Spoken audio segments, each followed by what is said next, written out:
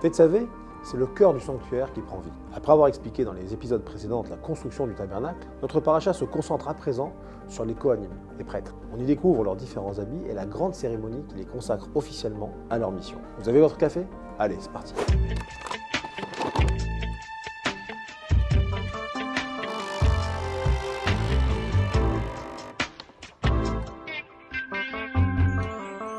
La paracha commence avec une instruction essentielle. Les prêtres doivent allumer la flamme perpétuelle de la menorah en utilisant une huile d'olive parfaitement pure et soigneusement pressée. Chaque jour, sans exception, même le Shabbat, Aaron le grand prêtre devait l'allumer du soir jusqu'au matin. L'exigence de pureté pour l'huile est une parfaite introduction au thème du service divin, la Avoda. Elle souligne à quel point la pureté est essentielle dans chaque aspect du travail au tabernacle. Les Kohanim avaient l'obligation de porter des vêtements très spécifiques pendant leur service. S'ils en portaient d'autres, leur service n'était plus valable. La distinction de leurs vêtements, la dignité et la solennité dans leurs gestes mettaient en valeur leur élévation spirituelle au moment du service. Tous les Kohanim portaient 4 vêtements de lin.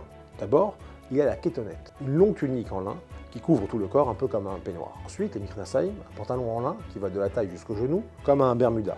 Et sur la tête, la mitznefet, un turban en lin qui, une fois enroulé, ressemble à une toque. Enfin, il y a l'avnet, une ceinture longue et colorée, faite d'un mélange de laine et de lin, que l'on noue bien serré autour de la taille. En plus de ces 4 vêtements, le Kohen Gadol, le grand prêtre, portait 4 habits supplémentaires. Le meil, une cape sans manches, de laine bleue, avec sur le bas des clochettes en or et des motifs de grenade. Le éphod, c'est un tablier porté par-dessus le meil, fait d'un tissage unique, mélangeant 5 matériaux et formant de superbes motifs. Sur chacune de ces bretelles, une pierre de Shoham était incluse. Le tzitz, une plaque en or portée sur le front, gravée des mots « Saint pour Dieu », Kodesh la Hashem, et le Choshen HaMishpat, le pectoral du jugement, une plaque comportant 12 pierres précieuses, gravées au nom des 12 tribus d'Israël. Ce pectoral était replié en deux pour former comme une sorte de poche dans laquelle Moshe avait placé un parchemin portant le nom ineffable de Dieu, appelé le Shem HaMeforach. Cet objet était connu sous le nom de Urim Vetumim et permettait au grand prêtre de consulter Dieu sur des décisions cruciales et stratégiques, comme décider s'il fallait partir en guerre.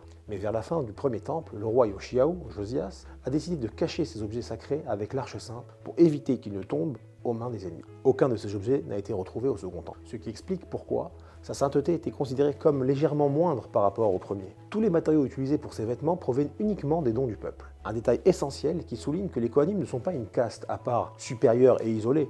Bien au contraire, ils sont le lien vivant entre le peuple et Dieu. Et à travers leur service, ils représentent tout le peuple et lui permettent de s'élever spirituellement. La paracha raconte ensuite la cérémonie des Milouim, l'inauguration des Kohanim. Pendant 7 jours, à partir du 23 Adar, c'est Moshe lui-même qui assure le service sacerdotal pour préparer Aaron et ses fils, Nadav, Avihu, Elazar et Itamar, à leur futur rôle. Puis le 1er Nissan, les enfants d'Aaron deviennent officiellement Kohanim, marquant le début d'une mission éternelle. Paracha donne aussi les instructions pour fabriquer l'autel d'or, le Misbeach HaKetoret. Utilisé pour l'offrande quotidienne de l'encens, chaque matin et chaque soir, ce parfum sacré s'élève vers le ciel, symbolisant le lien permanent entre le peuple et Dieu. Shabbat Shalom.